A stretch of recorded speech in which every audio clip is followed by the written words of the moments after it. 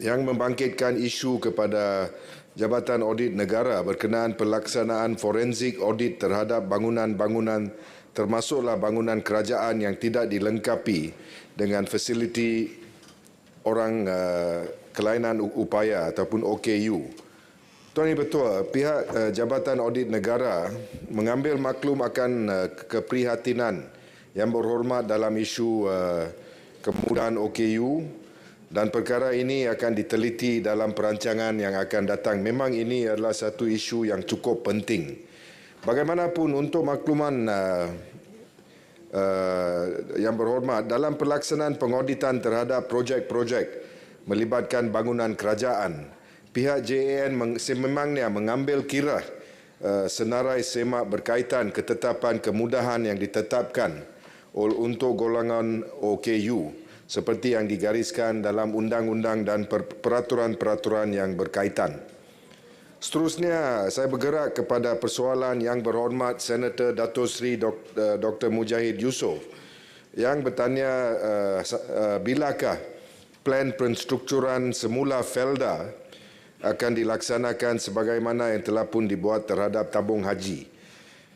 Untuk makluman yang berhormat, plan penstrukturan semula Felda terutama yang melibatkan bahagian komersial dan perniagaan telah dilaksanakan sejak Oktober 2020 dengan beberapa kaedah strategi, antaranya pertama, penjualan dan juga penyimpanan aset, kedua, pembubaran syarikat yang tidak efektif, ketiga, penjualan syarikat yang terpilih, keempat, penyusunan semula struktur pelaburan. Kelima, penerusan operasi bagi syarikat yang relevan. Itu adalah the strategies dengan izin Tuan Yang Dipertua bagi tujuan program restructuring tersebut. Akhirnya, Tuan Yang Dipertua, saya menjurus kepada soalan yang berhormat Senator Dato' Noraini binti Idris yang bertanya berkenaan dengan jumlah 813 juta pembaziran dalam pembangunan Putrajaya dan sama apakah tindakan bagi memastikan semua saranan LKAN diambil tindakan sepenuhnya. Untuk makluman yang berhormat, pembaziran sebanyak 813 juta tersebut melibatkan penangguhan projek monorail yang kini dalam tindakan Kementerian Pengangkutan di peringkat akhir di mana kajian pengangkutan awam di Putrajaya, Bangi, Cyberjaya, Kajang dan Kajang akan dibentangkan kepada jemaah menteri. Sementara menunggu keputusan kajian ini selesai, Perbadanan Putrajaya telah mengambil tindakan menambah baik sistem perkhidmatan bas henti-henti di Putrajaya dengan melantik pengendali bas henti-henti yang baru berkuat kuasa pada 1 hari bulan Januari tahun ini. Penggunaan kemudahan pengangkutan awam seperti depo bas akan digunakan sepenuhnya sebagai hub pengoperasian bas berhenti-henti di Putrajaya. Tuan Yang Dipertua, saya rasa itulah soalan-soalan yang berkenaan dengan kementerian saya dan saya rasa itu saja jawapan saya kepada 4 soalan yang ditimbulkan tersebut. Sekian, terima kasih. Terima kasih, Yang Berhormat. Saya ingat more sound like House of Commons punya jawapan, Yang Berhormat. Kita banyak cerita mukadimah. Sekarang saya menjemput Yang Berhormat daripada Kementerian Kewangan. Dah datang? Datang. Okey, Kementerian Pengangkutan.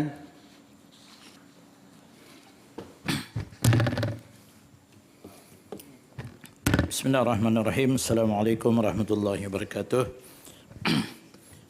Dan salam sejahtera. Yang berhormat, Yang Dipertua. Bagi menjawab persoalan yang telah dikemukakan oleh Yang Berhormat Senator Tuan Seruandi bin Saad, Kementerian Pengangkutan Malaysia melalui Jabatan Pengangkutan Jalan Malaysia, yakni JPJ, menyedari hakikat bahawa terdapat kelemahan kepada kontrak disebabkan lebihan kad atas alasan kekurangan bahan habis guna dan mesin pencetak yang telah lama digunakan, yakni tidak pernah ditukar. Bagi mengatasi perkara ini, pihak kerajaan melalui JPJ telah mengambil beberapa tindakan segera dengan izin korektif seperti berikut. 1. JPJ telah mengeluarkan arahan Jabatan Bilangan 7 tahun 2019 iaitu prosedur pengurusan stok dokumen terkawal JPJ Malaysia yang bertujuan menetapkan dan menyeragamkan prosedur pengurusan stok dokumen terkawal di semua JPJ negeri, cawangan dan UTC. Keduanya, Surat Arahan Jabatan Bilangan 1 tahun 2022, Pindaan Perkara 8.5 Prosedur Pengurusan Stok Dokumen Terkawal Jabatan Pengangkutan Jalan Malaysia. Ketiganya, bagi pengoperasian pengeluaran kad lesen memandu Malaysia, LLM, di rakan strategik iaitu Pos Malaysia Berhad, JPJ telah menambah baik manual operasi kerja yang berkuat kuasa pada 1 Januari tahun 2022. Keempat, JPJ telah pun memantau status kerusakan dan pembaikan mesin pencetak kepada pembekal melalui surat arahan berkaitan laporan mesin pencetak rosak bertarikh 17 Februari 2022, di mana JPJ negeri dikehendaki mengemukakan laporan kerosakan mesin pencetak setiap 15 dan 30 hari bulan pada setiap bulan. Kelima, JPJ telah membuat pindaan kepada kontrak lanjutan PKN pada Julai 2021 sehingga Disember 2022 dengan membuat penambahbaikan jadual dengan izin Service Level Agreement SLA bagi kontrak tujuan bermula 1 Julai 2021 hingga 31 Disember 2022 bagi membekal dokumen terkawal Jabatan Pengangkutan Jalan iaitu lesen memandu Malaysia LLM.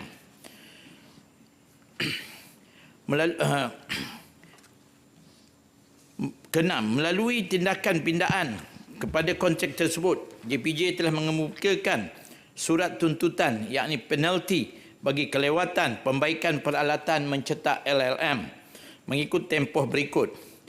Julai 2021 hingga Disember 2021 yang berjumlah ringgit Malaysia 73,308.91 dan pada Januari 2022 hingga Disember 2022 yang berjumlah 72,666.91 sen ringgit Malaysia.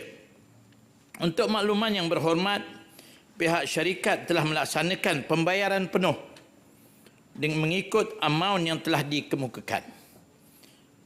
Manakala bagi proses pemantauan berkaitan pengurusan kad LLM, tindakan yang telah diambil ialah JPJ telah melaksanakan sesi latihan kepada petugas kaunter JPJ dan rakan strategik pada bulan Februari 2022 hingga Mac 2022 bagi memantau pengurusan pengendalian kad LMM. JPJ juga telah melaksanakan pemantauan berkaitan lebihan kad LMM dan bahan habis guna di setiap JPJ negeri.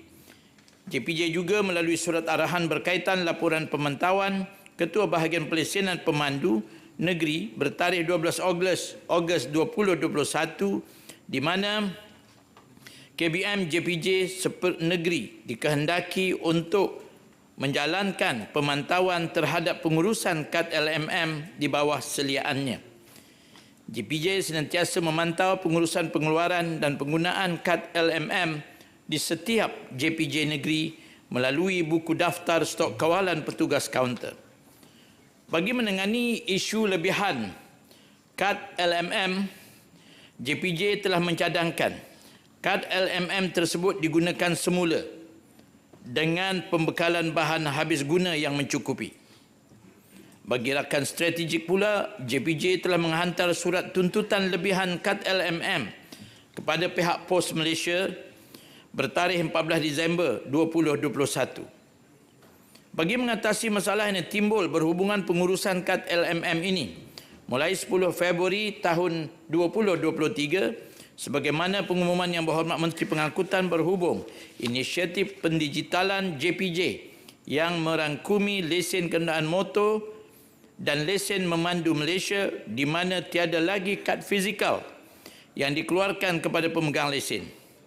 Bagi fasa pertama, semua pemilik kenderaan persendirian, individu berwarga negara Malaysia adalah dikecualikan daripada mempamerkan dokumen LKM dan LMM fizikal dan dibenarkan untuk mengemukakan salinan digital e-LKM dan e-LMM melalui aplikasi MyJPJ.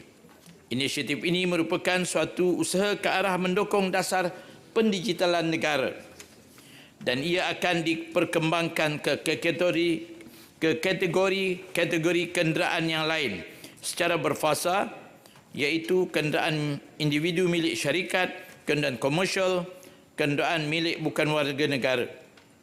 Melalui pelaksanaan inisiatif ini, penggunaan dokumen fizikal adalah secara minimum bagi kategori tertentu sahaja. Untuk makluman ahli yang berhormat juga, tender bagi inisiatif pendigitalan JPJ juga telah dilaksanakan secara tender terbuka. JPJ juga dalam proses untuk mengiklankan perolehan secara tender terbuka bagi perolehan bahan guna habis dengan izin consumable items bagi percetakan kad lesen. Memandu Malaysia agar lebihan kad LMM boleh dicetak dan diguna semula. Sekian, terima kasih Yang di-Pertua. Terima kasih, Yang Berhormat. Sekarang saya menyebut Menteri Keuangan. Tan Sri Yang Pertua, mengenai isu pentadbiran kontrak kerajaan yang dibangkit oleh Yang Berhormat Senator Datuk Dr. Ahmad Azam Hamzah dan Senator Datuk Seri Profesor Dr. Awang Sarian, adalah dimaklumkan bahawa agensi kerajaan hendaklah mematuhi peraturan dan tata cara yang ditetapkan semasa pentadbiran kontrak, termasuk memastikan pihak kontraktor mengikut spesifikasi dan skop yang ditetapkan. Dalam perkara ini, sebelum pengesahan yang dibuat oleh kontraktor dan pengesahan oleh mereka, pegawai pelulus adalah bertanggungjawab memastikan kerja disempurnakan mengikut spesifikasi atau skop kerja yang ditetapkan. Kegagalan pihak kontraktor mematuhi arahan tersebut boleh mengakibatkan tuntutan bayaran tidak dipertimbangkan dan tolakan akan dibuat mengikut kesempurnaan kerja. Seterusnya, bagi mengatasi isu ketirisan dalam keuangan kerajaan, terdapat mekanisme semak dan imbang di dalam menguruskan keuangan di peringkat agensi kerajaan. Agensi kerajaan adalah tertakluk pada proses pengauditan yang dilakukan oleh pasukan audit dalam dan juga pengauditan oleh Jabatan Audit Negara. Rujukan adalah daripada Perkeliling Perbendaharaan PK 4.1 hingga 4.7 pentadbiran kontrak dalam perolehan kerajaan. Yang Berhormat Senator Datuk Arman Azhar Abu Hanifah menyatakan mengenai kurang kutip cukai 72.32 juta. Untuk makluman, kenderaan Pulau Bebas Cukai, Labuan dan Langkawi yang akan dibawa ke kawasan utama kastam adalah dikecualikan daripada duti atau cukai bagi tempoh 90 hari setahun untuk duti import, duti excise dan cukai jualan. Siasatan telah dibuat bagi melihat ketidakpatuhan pegawai penaksir dan kemungkinan berlaku penyelewengan dalam isu duti terkurang kutip ini. Tindakan berikut telah diambil. Sebanyak RM144.49 yang disebabkan pengiraan duti excise tidak tepat di Pulau Labuan telah dapat dipungut semula. JKDM turut melaksanakan siasatan untuk melihat kepatuhan dalam kalangan pegawai. Hasil siasatan mendapati tiada pelanggaran dan salah laku pegawai terhadap SOP yang berkuat kuasa. Pegawai penaksir telah melaksanakan tugas berdasarkan garis panduan dalam jabatan yang ditetapkan. Pendaftaran kenderaan yang dibawa masuk ke Pulau Bebas Cukai, Langkawi dan Labuan memerlukan pengikraran borang kastam dan dokumen berikut: salinan kad pengenalan, surat akuan sumpah sebagai pemastautin, surat akuan majikan dan bil utiliti kediaman. Dokumen yang sama juga dirujuk semasa proses taksiran untuk kenderaan dibawa keluar dari Pulau Bebas Cukai ke kawasan utama kastam. Pengiraan duti kastam bagi kenderaan di PBC telah mengambil kira kadar susut nilai yang telah ditetapkan berdasar prinsip perakaunan yang diterima. Kastam turut menyiasat unsur-unsur penyelewengan status pemastautin dan mengkaji isu pelanggaran syarat pemastautin seperti yang dinyatakan dalam laporan Ketua Audit Negara 2021. Hasil pemeriksaan lanjut berdasarkan persampelan audit disahkan berlakunya penipuan, fraud di pihak pemilik kenderaan yang telah mengemukakan surat akuan sumpah palsu dan kandungan yang tidak benar. Susulan penemuan ini, satu task force yang dianggoti oleh Pegawai Kanan Kastam telah ditubuh bagi menjalankan siasatan lanjut bagi tujuan mengutip semula duti cukai kurang pungut. Task force telah ditubuhkan pada 1 Jun 2023. Task force tersebut diketuai oleh pengarah siasatan dan dianggoti oleh pegawai-pegawai bahagian penguatkuasaan ibu pejabat dan Kedah. Pasukan telah mengenal pasti 105 pemilik kenderaan yang telah disahkan memalsukan dokumen pembuktian taraf pemastautin dan menipu alamat pemastautin. Tindakan mengesan dan menyiasat pemilik kenderaan sedang dilakukan. Sekiranya terdapat keterangan dan bukti yang mencukupi, maka tindakan kriminal atau sivil akan diambil. Task Force juga telah mengenal pasti sindiket-sindiket yang terlibat yang menjadi orang tengah dalam memalsukan dokumen pembuktian dan membuat pendaftaran kenderaan. JKTM juga telah mengambil tindakan yang drastik dengan memperkemaskan tata cara penilaian kastam ke atas kenderaan motor pasang siap import dan pulau bebas cukai dengan melakukan perubahan berikut. Pertama, menggugurkan syarat pemastautin bagi pemilikan kenderaan. Yang kedua, memansuhkan diskaun pemilikan. Dan yang ketiga, menstrukturkan semula kadar susut nilai bagi kenderaan. Dengan 3 langkah ini, kita yakin penipuan tidak akan lagi dilakukan dan kita juga yakin pemungutan cukai akan bertambah. Terima kasih, Tan Sri Yang di-Pertua.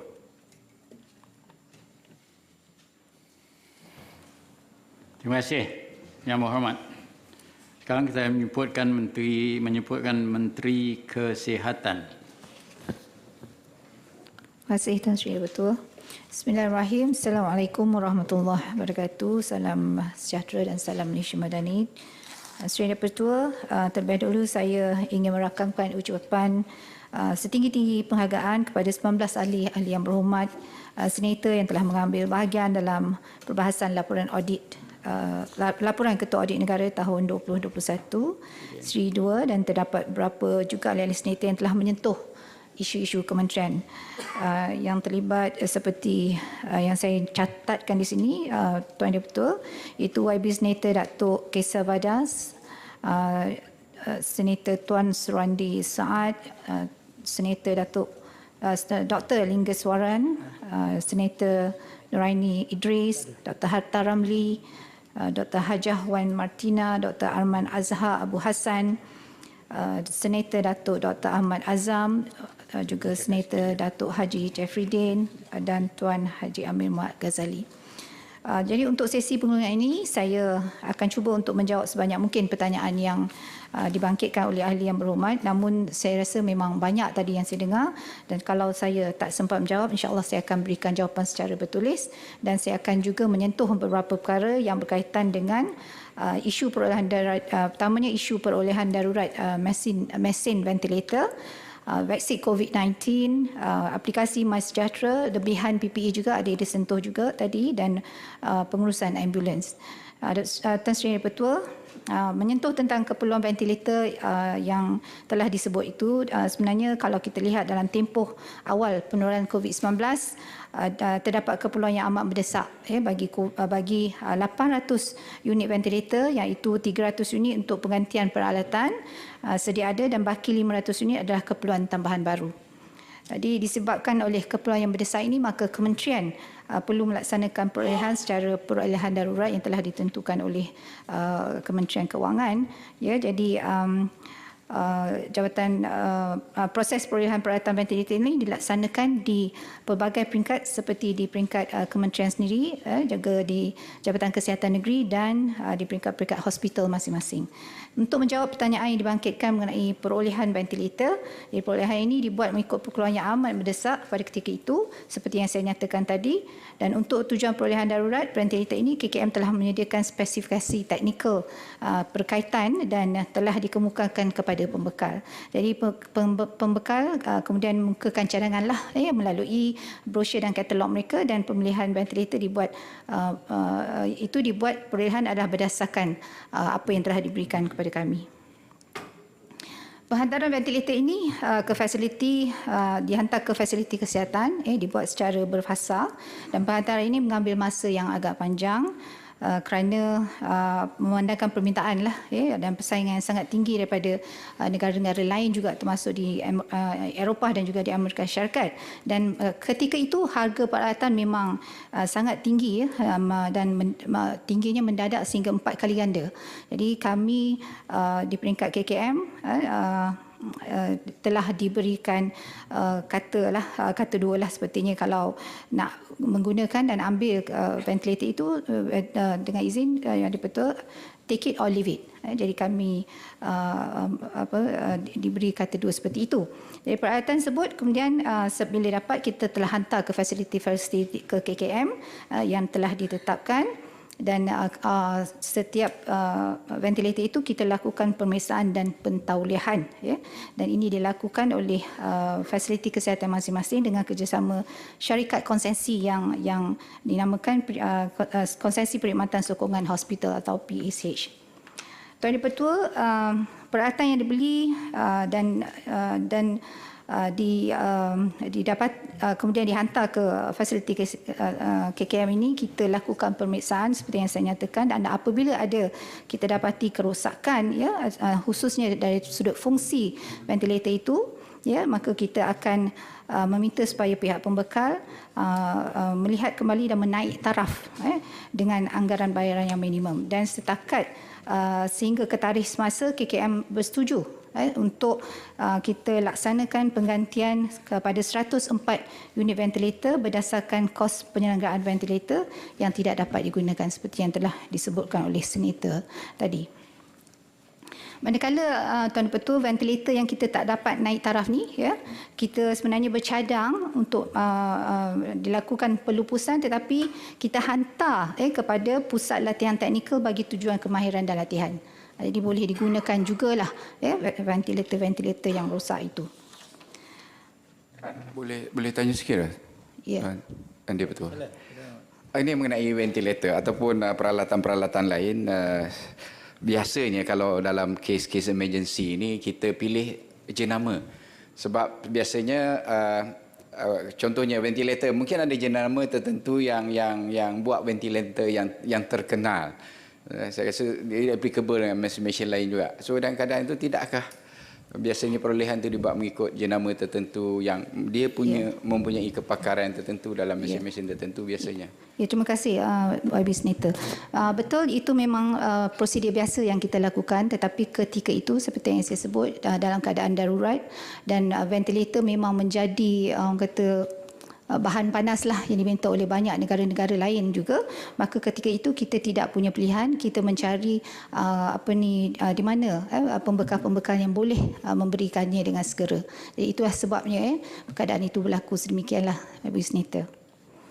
Saya juga ingin menyentuh kemudiannya tentang perolehan vaksin, ya, dan tentang hal ini saya juga ramai juga yang telah menyentuh perkara tentang pembelian vaksin dan pelupusan vaksin, ya.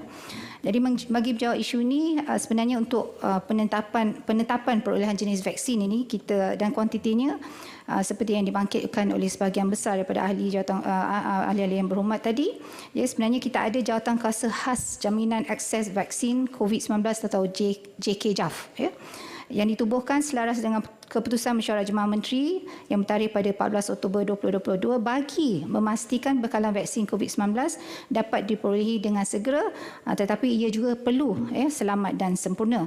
Jadi Jawatankuasa ini memang merancang dan melaksana dan memantau keseluruhan daripada strategi kerajaan untuk pembekalan vaksin COVID-19 sehinggalah program imunisasi dijalankan. Jadi Jawatankuasa pemilihan calon vaksin ini terdiri bukan daripada sembarangan orang, ya, mereka adalah pakar-pakar dalam bidang yang berkenaan dan dipengerusikan oleh pengarah Institut Penyelidikan Klinikal, juga Institut Kesihatan Negara. Jadi kemudiannya kriteria, kita ada kriteria juga masa membeli perolehan vaksin COVID-19 ini. Dia dibuatkan berdasarkan perkara-perkara baik berikut, iaitu yang pertamanya, ya, tiada syarikat pengeluar vaksin yang mampu sebenarnya membekalkan ke semua keperluan vaksin bagi mana-mana negara pun pada ketika itu, dan keduanya mengurangkan risiko sekiranya terdapat vaksin yang kurang berkesan atau tidak berjaya mendapatkan kelulusan NPRA. Ketiganya, mengurangkan risiko sekiranya ada gangguan pengeluaran daripada aspek pelesenan, bekalan bahan mentah, risiko bencana alam dan sebagainya. Keempatnya, untuk mengukuhkan kuasa pengaruh rundingan yang memungkinkan pemindahan teknologi harga yang juga lebih berpatutan, penglibatan tenaga tempatan dan juga jadual penghantaran yang lebih awal. Kelimanya, ia memungkinkan pencapaian imuniti kelompok lebih awal dengan adanya gabungan dan bekalan vaksin yang mencukupi untuk negara kita, dan seterusnya menawarkan fleksibiliti dalam pengurusan logistik, juga penghantaran penyimpanan serta program vaksinasi mengikut kesesuaian vaksin tersebut. Menteri. Jadi KKM sebenarnya maklum. Ya. Mohon penjelasan sedikit, Tan Sri Yang di-Pertua. Bagi suatu wabak macam COVID-19 yang begitu meluas melibatkan seluruh negara dan dunia, merancang pembelian vaksin dengan meletakkan sasaran 100%, saya rasa adalah wajar. Adakah kementerian berpendapat demikian? Ya, betul.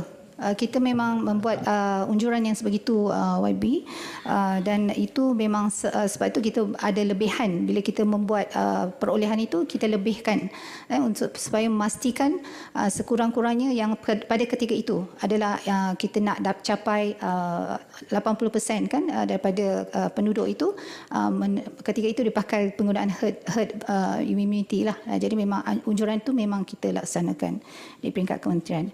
Dan KKM sebenarnya maklum, sangat maklum tentang bilangan dos vaksin COVID-19 yang telah lupus.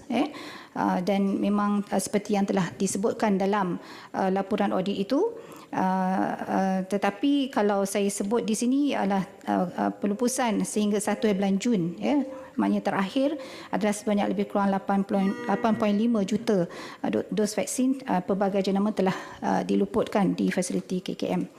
Kemudian pelupusan itu ada tata cara dia lah, ada tata cara pengurusan aset dan juga tata cara pengurusan stor yang berkuasa, dan pemantauan status pelupusan juga kita sentiasa lakukan secara berkala.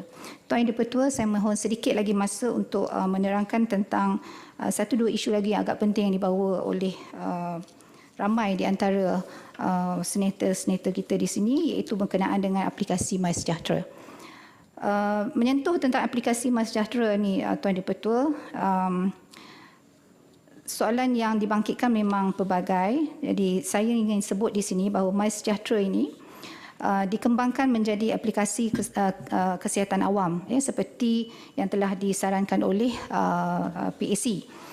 Jadi MySejahtera merupakan satu aset digital yang besar bagi KKM pada masa kini, dan digunakan oleh, seperti yang juga kita tahu, lebih daripada 17 juta pengguna aktif sekarang ini, dan 9,000 fasiliti KKM, kerajaan dan swasta juga.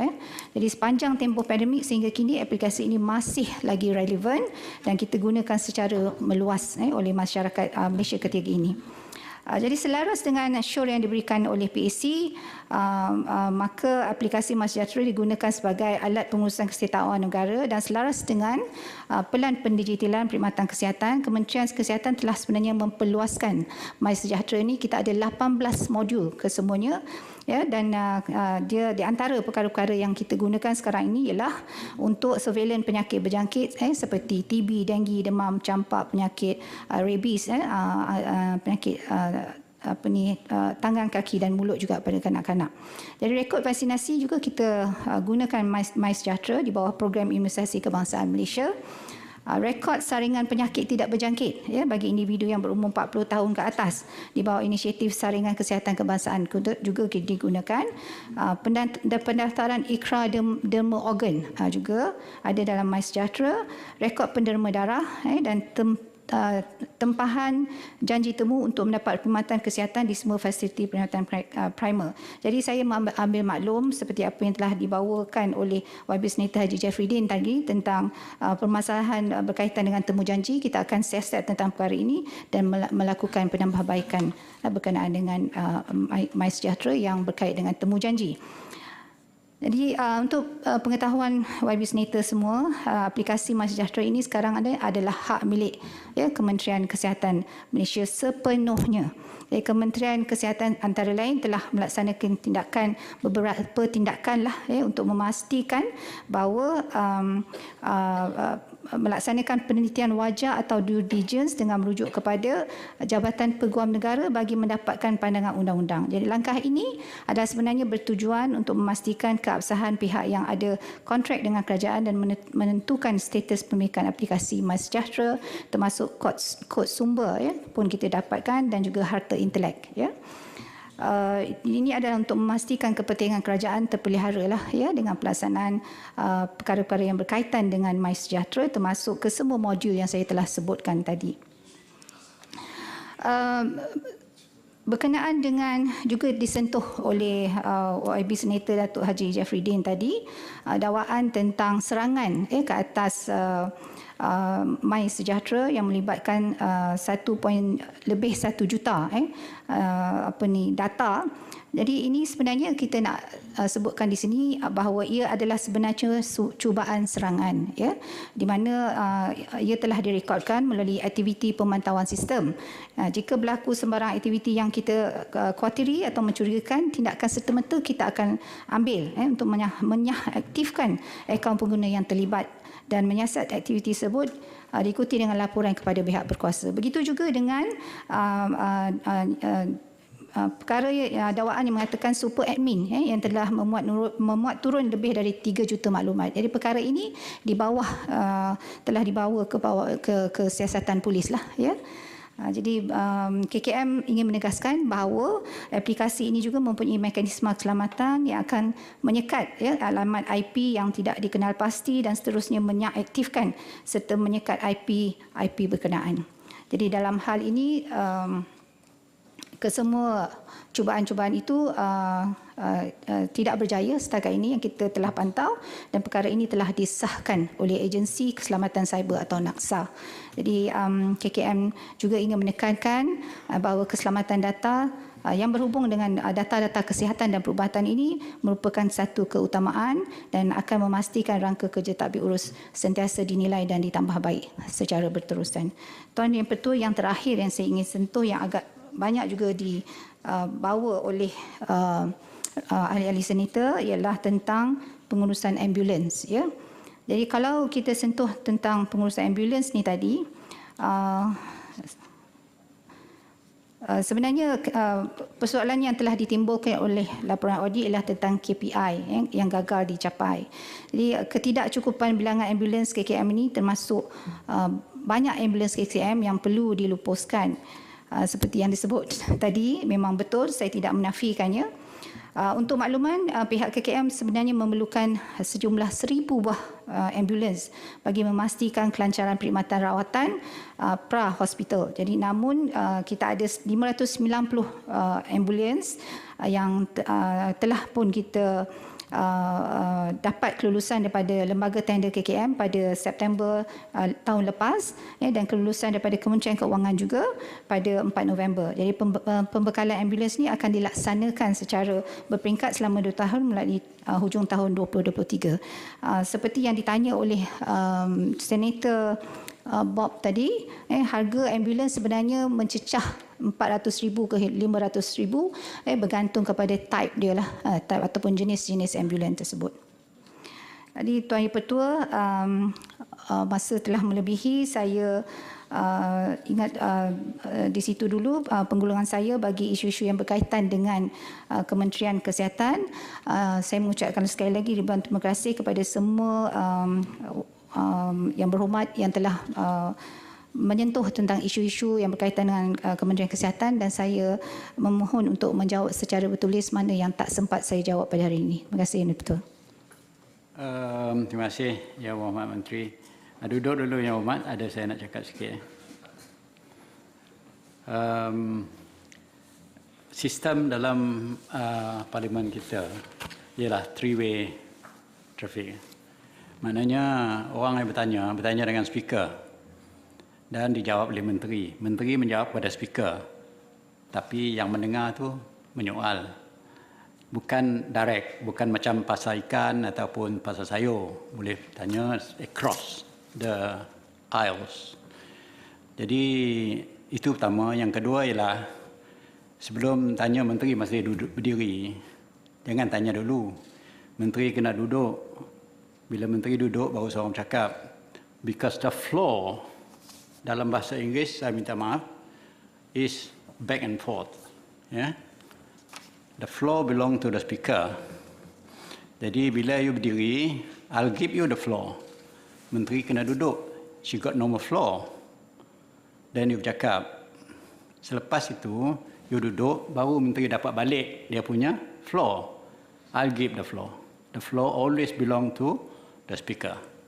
Tetapi istilah speaker itu salah. Speaker ialah yang dipertua Dewan Negara ataupun President of the Senate dalam bahasa Inggeris. Jadi terima kasih. Saya ingin memperkenalkan, bukan memperbetulkan amalannya, bukan nak menegur. Saya tahu menteri pun baru juga. Di art dalam Dewan tu, New Zealand cuba nak meminta supaya dibuat interact. Tidak dibenarkan oleh Dewan selama 15 tahun.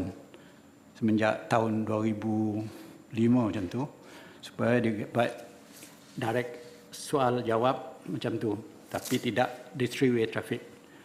Tapi tidak dibenarkan kerana sistem daripada Westminster tu kita inherited jadi macam tu. Jadi saya berharap semua masing-masing sama belajar sendiri lah. Saya memperingat saya sendiri.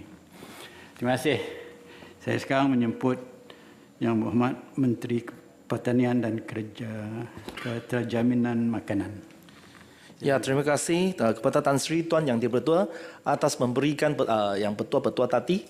So, terima kasih saya ucapkan kepada 5 orang rakan-rakan ahli yang berhormat Dewan Negara yang telah mengambil bahagian dalam membahaskan perkara yang berkaitan dengan Kementerian Pertanian dan Keterjaminan Makanan sepanjang berlangsungnya sesi perbahasan pembentangan usul berkaitan dengan laporan Ketua Audit Negara LKAN tahun 2021 pada hari ini. Dan aktiviti audit dijalankan secara menyeluruh dengan semakan dokumen, lawatan ke lapangan dan proses mendapatkan maklum balas daripada kementerian. Susulan daripada proses ini, kementerian juga mengambil tindakan sewajarnya untuk memperbetulkan kelemahan-kelemahan yang ditemui dan dibangkitkan pihak audit dan melaporkan status terkini kepada mereka untuk dikemaskini di dashboard Jabatan Audit iaitu https://audit.gov.my. So, bagi menghuraikan hal ini, sekarang saya ingin mengambil contoh isu jendera ladang dan mekanisasi pertanian padi bernilai RM0.87 juta belum digunakan dan telah rosak yang dibangkitkan oleh Ahli Dewan Negara YB Senator Tuan Seruandi bin Saad yang telah dikategorikan sebagai selesai. Kalau merujuk kepada dashboard itu, dia telah menunjukkan status dia adalah selesai. Dan izinkan saya berikan sedikit konteks. Dana bagi tujuan pembekalan jendera dan mekanisasi ladang pertanian padi di bawah obligasi sosial perjanjian konsesi kerajaan dengan Padi Beras Nasional Berhad (PERNAS) tidak menggunakan sebarang dana wang awam. Sebaliknya, merupakan dana daripada pihak PERNAS sebagai salah satu obligasi sosial perjanjian konsesi. Obligasi pembekalan jendera ini juga merupakan obligasi baru perjanjian konsesi. Untuk makluman ahli yang berhormat, perkembangan dan kronologi isu ini adalah seperti berikut. Lawatan fizikal audit telah dilaksanakan di Kilang Beras Bukit Kenak, Terengganu pada 24 Mei 2022, Kilang Beras Rombin, Pahang, Kilang Beras Cangkat Lada, Perak pada 15 Jun 2022 serta Kilang Beras Seri Tiram Jaya, Selangor pada 16 Jun 2022. Lawatan ini dilakukan selepas pemeriksaan KPI 2021 yang telah dilaksanakan terlebih dahulu. Dan menurut kemaskini Jabatan Audit versi 11 April 2023, 2 unit jendera yang telah rosak telah selesai dibaiki. Tractor, oil seal bocor. Oil seal tersebut telah diganti serta merta pada hari kejadian dan traktor berkenaan telah pun digunakan di lapangan sehingga kini. Yang kedua, kerosakan drone. Drone tersebut mengalami kerosakan yang teruk akibat kemalangan ketika penggunaan di kawasan lapangan pada 13 Mei 2022. Oleh yang demikian, penggantian drone yang baru telah dilakukan. Surat kontrak pembelian kepada pembekal telah dikeluarkan pada 16 Disember 2022. 8 lagi unit jendera telah selesai digunakan di kawasan Smart Sawah Berskala Besar SPB Bernas dan langkah untuk penambahbaikan. KPKM sedar data pemeriksaan berkala yang dilakukan sebelum ini. Jadi kita telah melaksanakan pemantauan berterusan penggunaan serta kondisi jendera dan mekanisasi ladang dari semasa ke semasa. Buku log jendera juga telah disediakan bagi tujuan pemantauan status dan kondisi jendera tersebut. Dan KPKM telah menjalankan sesi lipat urus bersama wakil bernas untuk melaksanakan kajian dan pancian dengan para pesawat melalui borang pancian secara dalam talian online dari segi penggunaan jendera padi. Seperti yang telah saya terangkan, jelas bahawa proses audit adalah dinamik dan yang memberi peluang kepada kementerian untuk mengambil langkah untuk menyelesaikan masalah dan memperbetulkan sebarang kelemahan yang dikesan. Dan sekarang saya masuk ke isu pengurusan program dana jaminan makanan bawah prihatin yang dibangkit oleh YB Senator Datuk Roaini Idris. Izinkan saya untuk berkongsi di sini dalam hal ini rumusan audit mendapati secara keseluruhannya pengurusan projek adalah memuaskan, yang mana 78% projek telah berjaya disiapkan dalam tempoh yang ditetapkan. Pelaksanaan program ini telah membantu menyokong serta menggerakkan semula aktiviti ekonomi para petani, usahawan tani, nelayan, sejurus setelah kekangan pergerakan akibat COVID-19 oleh kerajaan. Bantuan ini juga bersifat jangka pendek dan telah memberi manfaat secara langsung kepada 175,740 orang kumpulan sasar yang terdiri daripada petani, pesawat, nelayan dan pengusaha-pengusaha bersendirian serta di bawah kumpulan PPK dan PNK. Namun, kita juga sedar keberhasilan program tidak tercapai sepenuhnya kerana sebahagian projek masih dalam fasa pelaksanaan atau belum dimulakan sehingga tahun 2021 yang menjejaskan sasaran pengeluaran hasil. Tidak dinafikan, terdapat beberapa faktor yang mengekang pelaksanaan penuh projek-projek yang dirancang yang diantaranya penguatkuasaan Perintah Kawalan Pergerakan PKP. Mengehatkan aktiviti dan perniagaan dan pergerakan kontraktor dan pembekar serta kelemahan pengurusan projek yang perlu dilaksanakan dalam tempoh segera, mengambil kira keadaan darurat pada masa itu. Hal ini wajar menjadi iktibar bagi kita di pihak kerajaan tentang betapa pentingnya pendekatan keseluruhan kerajaan atau whole government approach dalam mengubah dasar, terutamanya dalam memastikan keterjaminan makanan. Dalam hal ini, sekatan-sekatan dalam sektor lain turut memberi kesan kepada rantai bekalan dan aspek keterjaminan makanan yang merangkumi 4 dimensi: ketersediaan, kebolehcapaian, penggunaan, kestabilan dan kemampanan makanan. Sektor ekonomi kita saling berkait. Apabila restoran dan gerai tidak dibenarkan beroperasi, maka pengeluar seperti nelayan dan petani juga tidak berpeluang menjual hasil yang diperoleh seperti sebelumnya. Mereka tiada insentif untuk menambahkan pengeluaran kerana dari perspektif rantai bekalan, permintaan juga berkurang. Ini menunjukkan kesinambungan dasar dan antara kementerian itu penting bagi kita untuk menggerakkan inisiatif-inisiatif terutamanya berkaitan dengan sekuriti makanan pada masa hadapan berentasi fasa pengeluaran, pemprosesan, pengedaran dan penggunaan. Bagi pihak KPKM pula, kami mengambil serius short audit dan akan menyemak semula SOP dan aturan sedia ada bagi memantapkan pelaksanaan projek-projek, antaranya menetapkan indikator yang jelas untuk menilai pencapaian objektif program dan memastikan proses perolehan dilaksanakan berdasarkan skop dan kriteria yang diperlukan oleh projek tersebut. Selain itu, pihak kementerian akan terus memantau pelaksanaan dan pengoperasian projek-projek ini dari semasa ke semasa, terutamanya projek-projek fizikal, agar tidak berlaku isu projek underutilized atau non-utilized. Hal ini penting supaya setiap peruntukan yang dibelanjakan dimanfaatkan sepenuhnya mengikut objektif yang telah ditetapkan. Bagi projek-projek yang tidak dapat disiapkan menjelang 13 Disember 2022, peruntukan projek hendaklah dipulangkan kembali kepada Kementerian Kewangan MOF. Pihak kementerian telah mengenal pasti bagi peruntukan agensi-agensi yang tidak dapat dibelanjakan dan sedang dalam tindakan penyelarasan untuk memulangkan kembali bagi peruntukan tersebut kepada pihak MOF. Dan untuk isu yang dibangkit oleh YB Senator Mak Nolan, bantuan baku makanan sebenarnya tidak termasuk dalam skop pengauditan laporan Ketua Audit Negara. Untuk makluman, YB, objektif program dana jaminan makanan adalah memastikan bekalan makanan kekal terjamin dan mencukupi dalam tempoh pandemik dengan menggalakkan pengeluaran domestik melalui pelaksanaan oleh 4 agensi di bawah kementerian iaitu Pharma, LPP, LKIM dan LKNM. Dan merujuk kepada soalan yang dibangkit oleh YB Senator Tuan Abun Sui Anyit mengenai isu yang baja yang tidak digunakan. Untuk makluman ahli yang berhormat, pengagihan baja ini tidak termasuk juga dalam skop pengauditan laporan Ketua Audit Negara tahun 2021.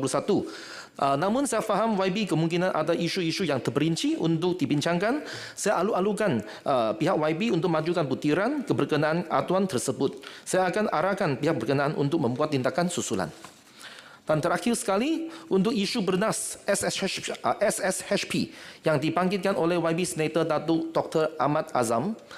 Untuk makluman YB, bayaran skim subsidi harga padi SSHP merupakan subsidi output yang mana subsidi tersebut hanya akan dibayar apabila pesawat atau waris berdaftar menjual hasil padi di kilang-kilang berdaftar. Hasil padi yang telah dituai akan dijual di kilang-kilang yang berdaftar dengan bernas dan proses ini akan disaksikan oleh penjual dan pembeli padi serta disahkan oleh kerani subsidi bernas di setiap pusat pembelian padi. Dan pembayaran SSHP akan dibuat terus kepada akaun yang berdaftar di dalam sistem. Pembayaran kepada pewaris pesawat yang telah meninggal dunia juga dibenarkan di dalam SOP pembayaran SSHP. Wujudnya transaksi kepada pesawat yang meninggal dunia kerana terdapat waris yang mengusahakan pesawat berkenaan dan tidak melaporkan kematian pesawat yang didaftar sebagai penerima SSHP. Dan untuk makluman yang berhormat, kesemua rekod pesawat yang telah meninggal dunia yang dilaporkan di dalam laporan Ketua Audit Negara telah dinyat aktif dalam sistem dan waris telah diminta untuk mendaftarkan semula akaun untuk tujuan pembayaran SSHP. KPKM telah melaksanakan langkah intervensi dengan mewujudkan Jabatan Kuasa Induk Pemantauan Skim Subsidi Harga Padi SSHP yang dipengerusikan oleh Ketua Pengarah Kawal Selia Padi dan Beras KPB dan Jabatan Kuasa Pelaksana Pemantauan SSHP di peringkat negeri pula dipengerusikan oleh Pengarah Negeri Kawal Selia Padi dan Beras. Dan KPKM, ada sedikit lagi ini. KPKM juga melaksanakan semakan rekod pesawat sebanyak 2 kali setahun dengan Jabatan Pendaftaran Negara mulai November 2022. Dan yang terkini pada Mei 2023 bagi tujuan untuk pemutihan tata. Pihak bernas juga telah melaksanakan langkah intervensi dengan mewujudkan aplikasi Telegram atas nama Info Subsidi Bernas sebagai platform hebahan info bernas kepada pesawat mulai Ogos 2022. Selain itu, semakan kad pintar pesawat di pengkalan subsidi atau tempat semakan KPP seperti di PPK, Balai Raya, Dewan Orang Ramai dan sebagainya turut dilaksanakan secara berkala serta penambahbaikan SOP pembayaran SSHP sedia ada berkaitan prosedur pembayaran sekiranya pesawat telah meninggal dunia telah dibuat. Dan untuk makluman YB juga, laporan Ketua Audit Negara berhubung perkara ini telah berstatus selesai dan pihak Audit Negara berpuas hati dengan maklum balas yang telah diberikan oleh KPKM. Dan akhir kata saya ingin mengucapkan selamat Hari Raya Aidil Adha kepada semua yang hadir. Sekian, terima kasih. Terima kasih, Yang Hormat. Sekarang saya menyebut Kementerian Menteri Sumber Manusia. Bismillahirrahmanirrahim. Assalamualaikum warahmatullahi wabarakatuh dan salam Malaysia Madani. Tan Sri Yang di-Pertua, saya merakamkan ucapan penghargaan terima kasih kepada Tan Sri Yang di-Pertua kerana berizin kepada saya bagi menjawab pertanyaan isu dan cadangan yang dibangkitkan oleh ahli-ahli yang berhormat berkaitan laporan Ketua Audit Negara tahun 2021. Saya juga mengucapkan terima kasih kepada seramai 5 orang ahli yang berhormat senator yang telah membangkitkan pertanyaan dan isu berkaitan Kementerian Sumber Manusia sepanjang sesi perbahasan kali ini.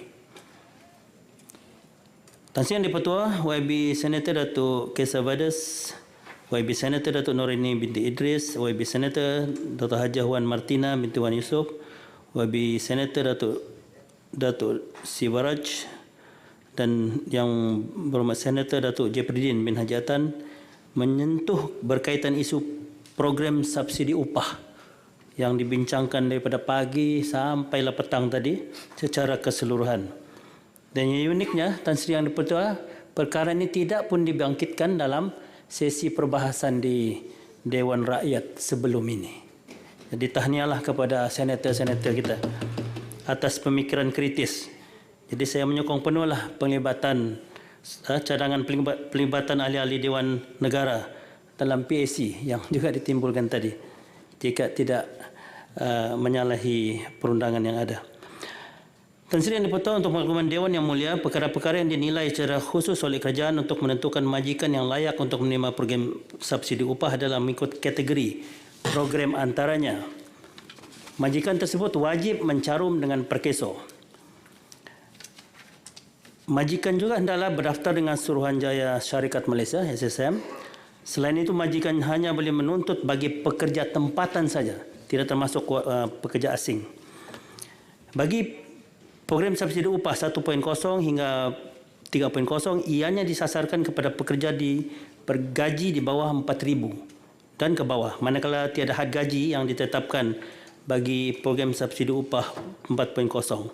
Dan akhirnya majikan disyaratkan untuk berdaftar dengan lembaga hasil dalam negeri bermula dengan program PSU 2.0. Untuk makluman Dewan Yang Mulia, 3 sektor atau industri yang paling banyak menerima manfaat program subsidi upah adalah sektor perkhidmatan lain, iaitu sebanyak 27%. Kedua adalah perdagangan borong dan runcit sebanyak 18.1% dan diikuti dengan sektor pembuatan sebanyak 9.5%. Tan Sri Yang di-Pertua, selain itu untuk makluman Dewan Yang Mulia juga, aspek-aspek yang telah diteliti menerusi pengauditan Ketua Audit Negara terhadap 780 sampel permohonan PSU yang telah diluluskan adalah melalui analisis data secara manual dan elektronik, membuat semakan rekod, fail dan dokumen, membuat lawatan fizikal serta temu bual dan perbincangan dengan pegawai yang bertanggungjawab dan mengedarkan soal selidik kepada majikan dan pekerja. Berdasarkan penilaian output yang telah dibuat oleh Perkeso, sebanyak 90.7% permohonan telah diluluskan. Daripada jumlah tersebut, sebanyak 99.8% majikan dapat meneruskan operasi syarikat dan 99.4% dapat mengekalkan pekerja mereka. Oleh yang demikian, secara keseluruhannya, pengurusan program subsidi upah telah dilaksanakan dengan baik dalam memberi bantuan kewangan kepada majikan yang terkesan dari segi ekonomi akibat COVID-19. Tan Sri Yang di-Pertua, kedudukan kewangan sebuah operasi perniagaan adalah merupakan kayu pengukur utama dalam meluluskan pemberian program subsidi upah kepada majikan. Sebagai contoh, bagi program subsidi upah 1.0, majikan yang bersaiz medium yang mempunyai bilangan pekerja seramai 76 hingga 200 orang dan majikan bersaiz besar yang bilangan pekerjanya melebihi 201 orang pekerja hendaklah mempunyai kadar penurunan sebanyak 50% atau lebih daripada jumlah jualan atau pendapatan berbanding dengan bulan Januari yang sebelumnya. Mulai program subsidi upah 2.0 sehingga 4.0 pula, kadar penurunan jualan atau pendapatan telah diubah kepada 30%. Tan Sri Yang di-Pertua, untuk makluman Dewan Yang Mulia, antara faktor yang menyebabkan kegagalan majikan untuk mengekalkan pekerja adalah disebabkan kegagalan atau kelemahan dari segi pengurusan kewangan, modal pusingan perniagaan yang semakin berkurangan dan faktor penawaran dan permintaan yang terjejas. Perkeso telah menetapkan syarat agar majikan mengekalkan pekerjanya dalam tempoh sekurang-kurangnya 6 bulan selepas menerima bantuan program subsidi upah. Sekiranya majikan tidak dapat mengekalkan pekerja dalam tempoh tersebut, Perkeso akan mengambil tindakan dengan menuntut semula pembayaran tersebut. Walau bagaimanapun, bagi 1,136 majikan yang tidak meneruskan operasi perniagaan selepas tempoh 6 bulan, Perkeso tidak membuat tuntutan bayaran balik. Ini adalah kerana kesemua majikan tersebut telah mengekalkan pekerja mereka dalam tempoh penerimaan bantuan program subsidi upah sebagaimana syarat yang telah ditetapkan. Untuk makluman Dewan Yang Mulia, berdasarkan rekod, Perkeso telah menyalurkan sebanyak 20.27 bilion yang melibatkan 719,482 iaitu 90.7% kelulusan permohonan dalam tempoh 2 tahun COVID-19. Pencapaian ini merupakan satu kejayaan dalam membantu majikan dan pekerja menghadapi waktu sukar dan mencabar dalam tempoh pandemik COVID-19. Walau bagaimanapun, Kementerian melalui Perkeso sentiasa menambah baik mekanisme semakan permohonan, kelulusan dan bayaran dengan mengoptimumkan penggunaan dan integrasi sistem sedia ada. Selain itu, Perkeso juga telah mewujudkan kawalan input pembangunan portal yang lebih efektif supaya semua aktiviti tersebut dapat dilaksanakan dengan lebih cekap dan berkesan bagi program-program yang lain pada masa akan datang. Isu berkaitan penyelewengan di bawah Penjana Kerjaya adalah masih di bawah siasatan pihak Pesuruhjaya Pencegahan Rasuah Malaysia SPRM. Kementerian sentiasa bekerjasama dengan pihak SPRM dalam membekalkan maklumat-maklumat yang diperlukan. Sehubungan itu, kementerian ini tidak dapat memberikan butiran terperinci memandangkan isu ini masih di bawah siasatan SPRM. Tan Sri Yang di-Pertua, akhir kata saya mengucapkan terima kasih kepada ahli yang berhormat yang telah membangkitkan pertanyaan dan mengemukakan cadangan kepada Kementerian Sumber Manusia semasa perbahasan laporan Ketua Audit Negara tahun 2021. Kementerian ini amat menghargai segala cadangan dan teguran yang telah dikemukakan dan kementerian akan mengambil tindakan yang sewajarnya. Mana-mana persoalan yang ditimbulkan tetapi tidak dapat dijawab pada petang ini, pihak kami memohon untuk menjawab secara bertulis. Dan akhirnya saya juga ingin mengucapkan selamat menyambut Hari Raya Aidiladha kepada rakan-rakan seagama dan selamat bercuti untuk semua. Sekian, terima kasih. Terima kasih Yang Berhormat Menteri. Sekarang saya kemukakan kepada majlis. Ahli-ahli yang berhormat, sekarang saya kemukakan masalah kepada majlis bagi diputuskan. Masalahnya ialah usul seperti yang dikemukakan tadi hendaklah disetujukan. Ahli-ahli yang bersetuju kata setuju. Yang tidak bersetuju katakan tidak. Semua bersetuju, lebih suara yang bersetuju. Usul disetujukan. Ahli-ahli yang berhormat, sampai kepada hari yang terakhir persidangan Dewan Negara. Bagi saya agak mencabar juga oleh kerana kali pertama saya jadi Yang di-Pertua ni dan dilantik menjadi senator dan Yang di-Pertua. Mencabar bukanlah daripada sudut pengalaman dan pengetahuan, tapi mencabar daripada sudut yang saya ni retire politician and recall untuk jadi Yang di-Pertua Dewan Negara. Jadi saya masih berpendapat bahawa tujuan yang utama saya memberi persetujuan untuk menjadi Yang di-Pertua ialah saya hendak meneruskan apa yang telah saya rancangkan hampir 10 tahun untuk reform Parlimen. Kerana pada saya mengkaji parlimen-parlimen di negara Commonwealth yang lain melalui reform yang begitu cepat dan mendadak. Walaupun negeri United Kingdom adalah negara yang dikatakan konservatif, tetapi semenjak 1850 dah melalui beberapa perubahan. Semenjak diperkenalkan ahli jawatankuasa Departemental Parlimen hingga kini pun telah melalui beberapa perubahan-perubahan yang tertentu. Tetapi kita nampaknya lebih konservatif daripada negara yang dikatakan konservatif. Semenjak 1956 apabila peraturan ini asalnya daripada Dewan Rakyat ataupun Legislative Council, Federal Legislative Council, kita tidak pernah buat overhaul peraturan. Hanya pada 1959 apabila Allahyarham Tun Razak mempengerusi jawatankuasa untuk memberi perubahan sedikit kerana wujudnya Dewan Negara pada 11 September 1959 nak diwujudkan. Maka peraturan pada tahun 56 itu di cyclostyle jadi keluar, lepas tu diberi dengan Dewan Negara untuk dipindah dan akhirnya inilah hasilnya. Semenjak itu tidak ada banyak perubahan asalnya.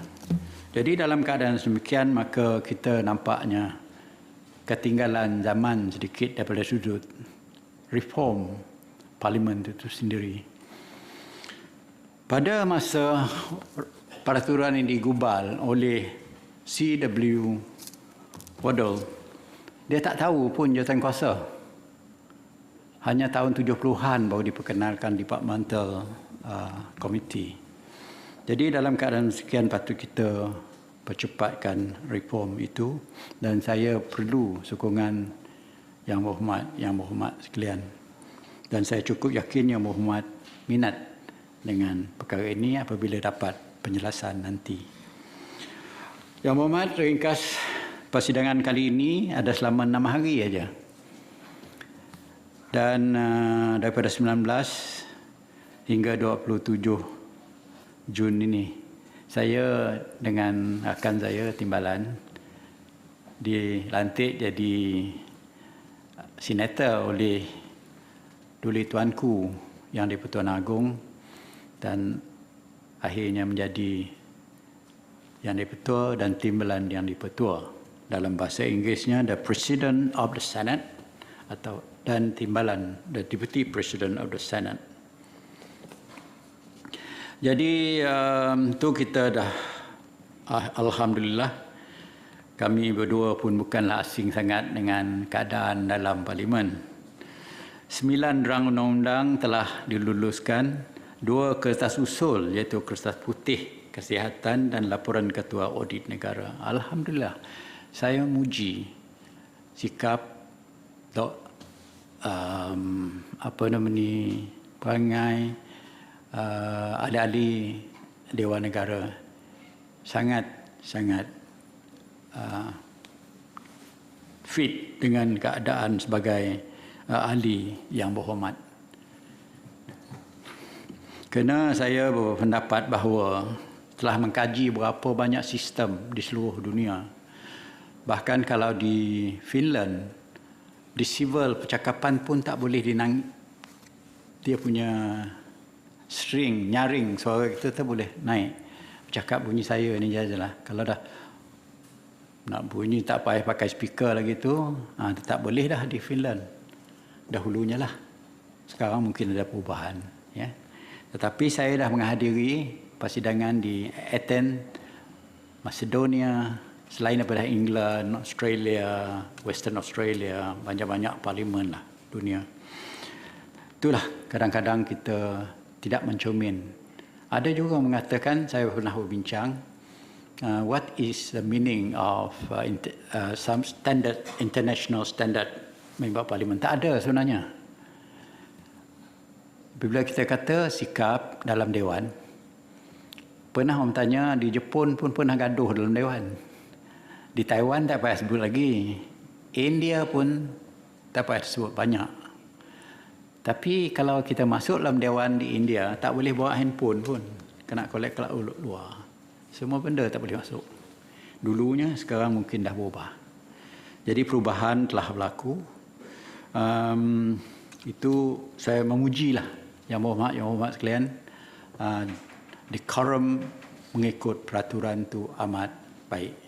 Walaupun saya tegur tadi macam contohnya yang di floor tu, memang itu memang hakikatnya saya nak bagi tahu lah sebenarnya, bukan nak menegur.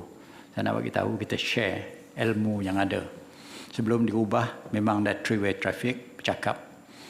Sebelum bercakap tunggu speaker ataupun tunggu yang di-Pertua panggil dulu. Lepas tu orang sebelah kena duduk. Dia tak boleh dua-dua berdiri. Jadi itu sedikit demi sedikit kita memperingatkan tu. Melainkan kita pada satu ketika nanti ubah. Kalau kita sendiri yang ubah, kita setuju ubah, kita ubah. Macam mana? Boleh tak?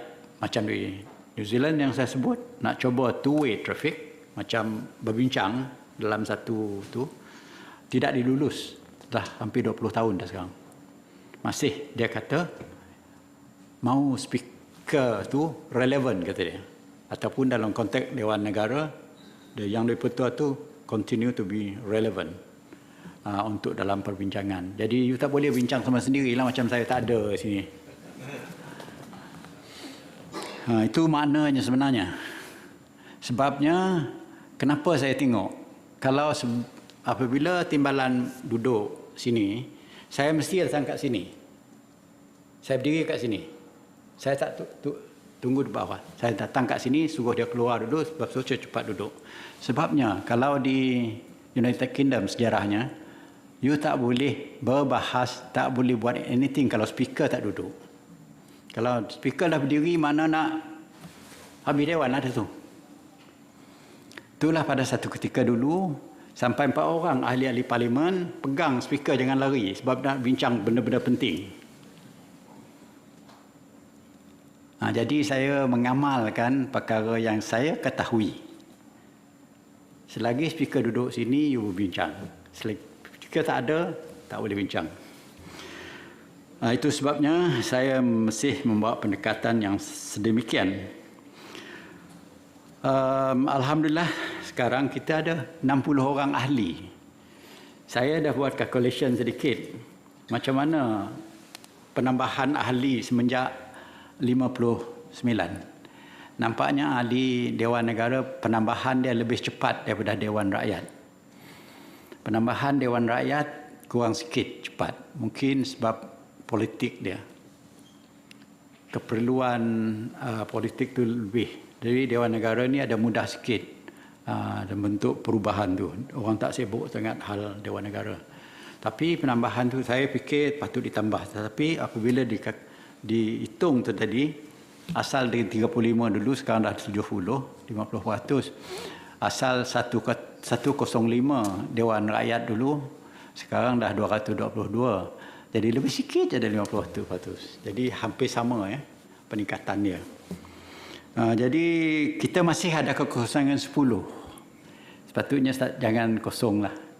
Jangan kosong banyak sangat. Berilah allowance mungkin 3-4 orang boleh dikosongkan. Kita tak tahu apa benda yang berlaku. Yang sebaik mungkin lah pada saya. Dan yang keempat perkara yang saya nak sebut, kita akan menyambut Hari Raya Aidiladha pada 29 hari bulan.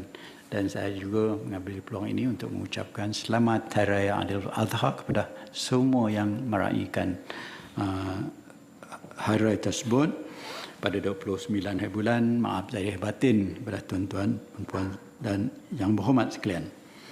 Jadi semoga yang berhormat senator sekalian balik ke kampung masing-masing di samping keluarga. Dan dengan itu saya yang ahli-ahli yang berhormat, masyarakat Dewan hari ini ditangguhkan ke satu tarikh yang belum ditetapkan. Sekian. Wabillahi taufiq. Assalamualaikum warahmatullahi wabarakatuh.